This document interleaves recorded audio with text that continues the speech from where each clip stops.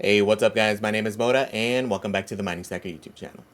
Today's video is going to be a kind of in-depth review on the Jasminer X16-Q. You can see it here behind me. I'm going to talk about its performance, its specs, how it's doing, what we're mining, performance-wise, how it's been performing, and give our overall thoughts and opinions on what is potentially still one of the best at-home miners.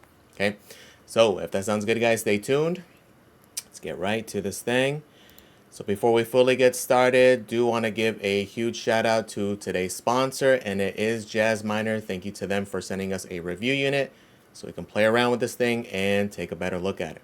Okay, so if you are unfamiliar, this guy has been around quite a while, and to this date has been one of the few ASICs that has been profitable throughout a lot of this bear market. Okay, in reality, in my opinion, a lot of these ETH ETC ASICs are still some of the better options for being at-home ASICs. Okay, let's get to the specs of this thing. As we go down, what we are concerned with are the specs. So it is 1950 mega hash at 620 watts. So a lot of the big appeals here. It is an at-home ASIC. It's only 620 watts. It can be plugged in into your standard outlet. And it is an extremely quiet unit. Okay, it is actively running right now. It is actually more quiet than the little fans cooling the little AO0s up top. Extremely quiet there. Another big factor that is almost a must-have essentially for a lot of these at-home ASICs is working Wi-Fi. Right? So it is actively working, although I am using Ethernet because at the end of the day, that still is the preferred method. But the reason we want it for these at-home ASICs is it gives you extreme flexibility into being able to put it wherever the heck you want. Okay, if it's Ethernet only, like a lot of them are, like for example the Ice River Zeros, you're very limited into where you can put it, versus this guy giving you that freedom to essentially put it whatever you want.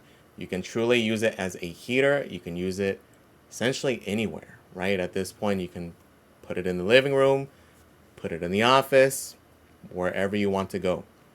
Okay, so a lot of very cool, very nifty features, and then also the fact that it's just so quiet, right? So because of that, it does give you those options where you can put it in the living room behind a couch to help, heat up the living room. It's not going to disturb anything as far as noise goes, which is a big premium. Again, even I would put it on pace with, for example, your typical PC. Okay, and like I mentioned, it's even quieter than those active little fans up there. So huge kudos for that. So let's take a better look at this thing. So as we get to it, again, it is here behind me. This guy is actually actively running. So dimensions wise, it's about 17.5 inches tall, about 16.5 inches lengthwise, and depth wise, it's only about 5.5 inches. So that makes it very easy if you do want to, for example, put it on a shelf of some sort, whether it's here, again, living room, anywhere you want to place it. It does give you that extreme flexibility. It is about 20 pounds, so it's not super heavy, but because it's distributed fairly well, it's not too bad as far as wherever you want to place it. Ideal locations, you want to have it in a place where it is allowed to breathe, right? So although I do have it on a shelf, it's probably not the most ideal place just with all the stuff around it, because again, you want to be able for it to breathe on the intake and the exhaust side. Although realistically, it is an extremely quiet unit. Again, it's actively running right now. As far as heat goes, you feel it, but it's not super pronounced because of how much it's spread throughout, right? It even feels arguably a little less warm than even like the little KS2 lights, AL2 lights, for example, mainly because I think those are so much more consolidated versus this guy. There's a much more surface area and it is spread out quite a bit more. Okay, so as far as performance goes, excellent, right? It's extremely quiet. Again, this thing is actively running. Like, I'm almost surprised about how quiet in reality it actually is. Again, these guys up here are actually louder than this thing, believe it or not. Okay, so performance-wise, excellent. Now let's look at the dashboard and let's look at how to set this thing up. If you guys are unfamiliar, basically, different apps to do this, you're going to find the IP first though, right? I like to use Advanced IP Scanner just because, again, I've been using this thing for years. It's an app I already have. Download it, look for the new device. You're going to double click on that IP address. Once you are in, you're going to log in. Your login, at least the default login, it's root. So very similar to like the Bitmain units, for example. For you guys who are familiar there. Once you are in, you should already have your wallet address set up. So in this case, you're going to be using MetaMask and your pool address. For me, for example, I am using K1 pool. That's just one I'm already using for my Caspa ASICs. And they do have the majority of the ETH hash ASIC algos ready to go. So as soon as you have those things entered here, again, you're going to go into your settings and go into there. So once you have that, pool protocol, get work, you can have ETC. I have it set up in performance mode currently. I'm going to mess around with it a little bit more just to get different results. Currently, I am mining Octaspace, and that's probably going to change here pretty soon. We'll talk about as to why here in a future video. But currently, as far as actual real-world performance goes, it is doing excellent. Okay, so it is on the performance mode. So current real-time hash rate is 2051. The average hash rate is at 2000 mega hash. Okay, so excellent performance there. Again, you can see the fan speeds down here, and they're only at 1400 RPM, and they're at 66%. Right, so even like kind of earlier I was kind of messing around with it and kind of like choking it a little bit and trying to get the temp up higher, get these things to ramp up, and even at like the higher range of being like 1800 RPM, still extremely quiet. Again, very comparable to like your PC fans, right? If you guys mess around with your PC fan speed settings, very similar there. So far it has the uptime as 1 day 3 hours. Realistically, it's been about 3 days. It's just I have been kind of messing around. Initially did have it on mining both Octa and ZIL. Not a good idea because of how much ZIL rewards have decreased. They have decreased massively. And as far as messing around with the performance settings, right? So let's get into some of the more performance here. One other thing I did want to note, gonna be a good idea to update the firmware, right? So I did that right off the bat. So initially went to install it, make sure everything was good. Once everything was good there, I did end up updating the firmware. So if you go on the jasminer.com website, you're going to go to support. Once you are here under technical support, you're going to see product install guide and firmware. We're going to click on there. Once you are here, you're going to see 2 tabs, manual and firmware. We're going to go to firmware, and we're going to look for our specific unit. In this case, it is the X16. So we click on here. It does have your file name here. You're going to download it. Once you download it to a folder on your desktop or wherever you're going to put it, you're going to go back to your dashboard, go to system, go to upgrade. Once you are here, you're going to select upgrade firmware and upload that image and let it do its thing. Okay, one thing to note here is that after you do that, I would recommend rebooting the unit. Any changes as well, like if it changes performance settings and such, I would also recommend doing a reboot after that just to make sure things are squared. And yes, it does take a little bit for it to pick up because it does have to load the DAG, which can take anywhere from 5 to 10 minutes. Sometimes it's been faster than others, but just keep those things in mind. Okay. Now, as far as performance goes on the pool end, currently, again, I am using K1 pool. You can see here, did start on 11:29, only for a few hours. 11:30 was a full day. You can see an octa here was 2.41 octa and 6.16 ZIL, which again, because of the massive reward reductions, it is no longer really worth it to do that. I did leave it on there a few days just to kind of see how consistent it was. And you can see here officially now as of today, am fully mining on the Octa port by itself. Okay, so performance wise on the pool end, it has in fact been doing its thing. As we click on it, we can see a little bit more. And we can see the increase in hash rate over here. So one thing to note here, this where it was averaging closer to like 1.8, 1.9, I did have it in the higher performance mode and when it was dual mining ZIL. So a lot of this probably has to do with that. You can see here when I did reboot it, and ultimately you can see up here it has been, even on the pool end, at that 2 gigahash mark, right? So at around 22,000 mega hash, right? Which is ideally exactly where we want to be. So performance on not only the dashboard is great, but also on the pool side, which in reality, we want it to be best on the pool side because that's where we're getting paid off of, right? So very good performance there as that goes.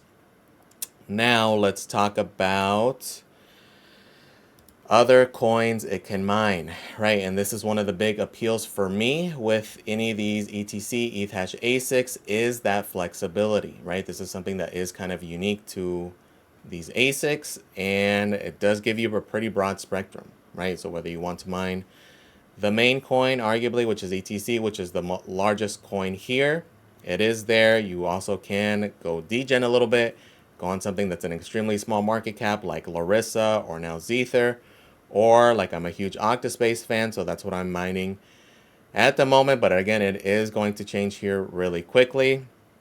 One huge difference thing to note with specific to the Jasminer units is the amount of RAM this unit has.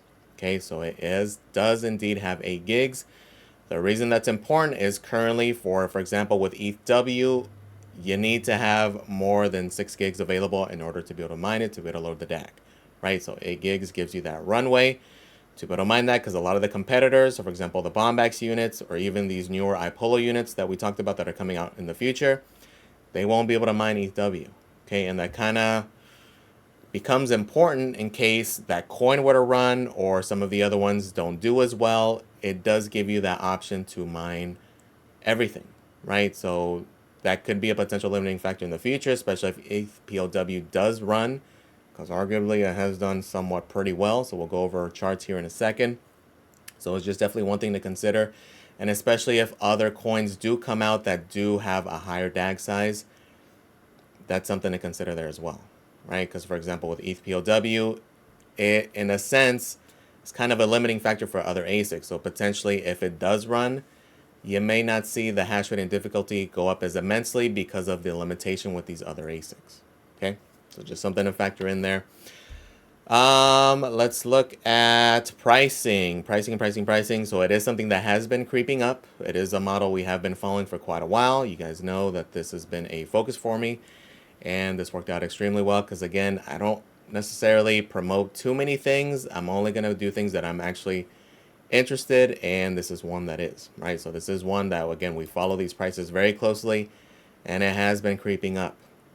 Okay, so it's currently $18.99 is one of the better prices through Nhash. Do have a link in the comments or the description of the video if you are interested. Now let's look at potentially what to mine here and why some of these things are pretty important. Okay, so as we look at profitability, again, you can look on like what to mine. You can look at hashrate.no. Actually does have a pretty extensive list also. And actually they do list Zether here, right? What to mine doesn't have Zether. It is an extremely small cap coin. Currently it is the most profitable, although not by much. Okay, so we'll talk about in a future video kind of the pros and cons of what to mine, because again, now you do have options, and that's one of my favorite things here. But let's start looking at the price action as some of these coins and how this is going to affect the price of the unit. So again, as we mentioned, this is one that has been trickling up, and it's probably going to continue, especially if these coin prices continue to go up, right? As we look at the 3-month chart, you can kind of see the pretty big difference of where we're at now compared to where we were before, even just at a month ago, right? November 4th, ETC was at $17.77. Where is that at now? Damn near double, right? $32. Okay, so pretty big difference there. And it's not just ETC, right? It's a lot of these coins that this thing is able to mine. ETHW is another example. Again, let's go back a little bit further. September 17th, it was $1.71. Okay, so this one has ran up even harder than that. Okay, let's go down the list. Octaspace has been kind of up and down. It's been hovering. The appeal here for me, though, is potential upside, right? This is a very small market cap. It is only 60 million market cap here. Okay, so although, yes, this is the one we're mining, in a few days, we're probably not going to be mining this guy anymore. And again, we'll talk about it in a future video. And again, as far as options go, it is enticing to pick other options that are like, oh, well, this is small market cap, has more room to run. Can make the same argument here, but performance has definitely not been as great, right? So this is one where, yes, this is a ridiculously small market cap, but who knows where it goes from here, right? It's not even 500,000, and this one is kind of struggling currently, which isn't what we want to see. And it's kind of similar story with Zether. Zether is even newer. Same thing, right? So you have to kind of determine what your play is, but understand with anything this small of a market cap, this small trading volume, Even though the profitability may be X amount, good luck when it comes time to try to liquidate if you have an extensive amount, right? If you're doing a daily, a couple bucks, not going to be that big of a deal. But it's something you've been stacking and it's still kind of stagnant, may have issues there, right? So that's why some of these others that do have larger market caps, larger trading volume, for example, EW does have $56 million trading volume, so liquidity is not going to be that much of an issue, okay? So a lot of strategies here, a lot of things to go on. And then as far as competitors go, because again, there is going to be competition here for sure. One key factor to consider here is availability, right? So again, we did mention some of these other units that are coming that do have amazing efficiency. The downfall, they're not going to be coming out until potentially March, April timeframe, which again is like 4+ months away potentially. You have to consider the amount of revenue you're going to yield from then to now.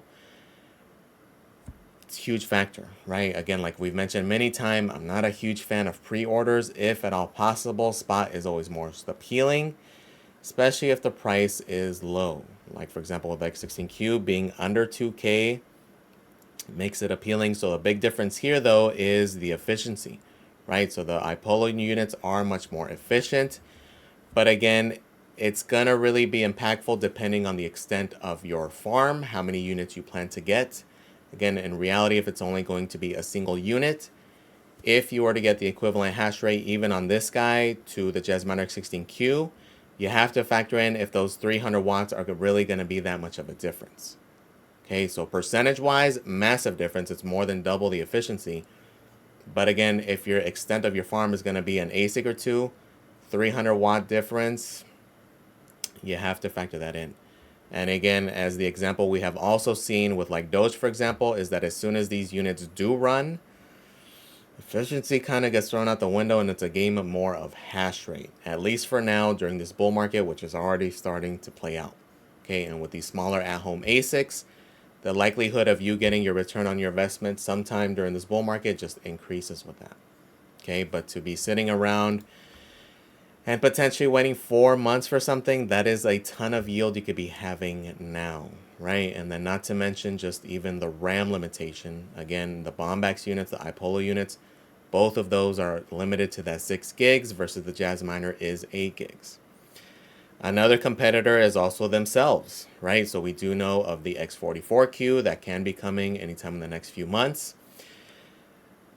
Much more efficient unit. When that one comes out, it will likely be the most efficient unit and probably the best ETH hash ASIC period. The downfall number one is we don't have the release date and most likely the price. The price to hash is likely to be significantly higher. So again, it's one of those things where you need to determine your risk factor. For example, my play, as I've mentioned before, it would be to get one of these smaller units now. For example, an X16Q. And then as that one does come out, if the price kind of scales along with it, also jump into that guy as well, right? And then combining your hash rate and efficiency into a single unit. Okay, because kind of the appeal for me is whether I got this unit or any other smaller unit, I did eventually actually want to have a few units, at least 2 units, one being on the smaller end, so this guy fits that bill perfectly, in order to mine something a little bit more speculative. Right, so realistically, I would probably have the larger unit on something that I have more confidence in, but may not have the highest returns, such as EW, ETC, whatever it may be at that time. And then having the smaller unit, for example, that guy, on something more speculative, such as Zether, such as Octaspace, depending on profitability. Okay, it's a lot easier to degen with something like under 600 watts versus having a larger unit that's like over 1,000 watts, potentially 2,000 watts, depending on the size of the unit you get. Okay, so that is something that is appealing for me, and this thing fits the bill, right? So overall, as an overall person, if I were to purchase one, great value. It's available now. That is a huge thing. Price is down from what it was. Chances are, again, guys, if these prices do continue on this trajectory, expect these prices to continue to accelerate, right? So whether this guy goes up, whether any future models go up, we don't have an exact price point on the X44 series yet. But again, if things go on this trajectory, expect those MSRPs to be on the higher end versus right now. Obviously, the best time to buy was a few months ago when it was cheaper, but there still is time. Price is still relatively cheap for what it is and for the potential earnings, because again, even on the higher end coins, again, ETC is a high market cap coin. It is ranked number 37. Okay, so there is stability here. If we go on the max chart, it does have the potential to run, right? The peak last cycle was 136. Who knows what happens this cycle, but even on that front, again, a lot of options, a lot of benefits, not only with what you're mining, but with where you place the unit, right? You can have this in the apartment, in the house, in the living room, in a bedroom, as a heater. A lot of benefits here, right? But let me know in the comments, guys, what do you guys think? I know a lot of you guys have had one for quite a while. Let me know how it's been holding up. How do you think? Are you guys excited for future Jasminers and the future of ETC and ETH ASICs, right? Let me know in the comments, guys. Please comment, like, and subscribe, guys. Thank you for watching. I really do appreciate it, and I am out.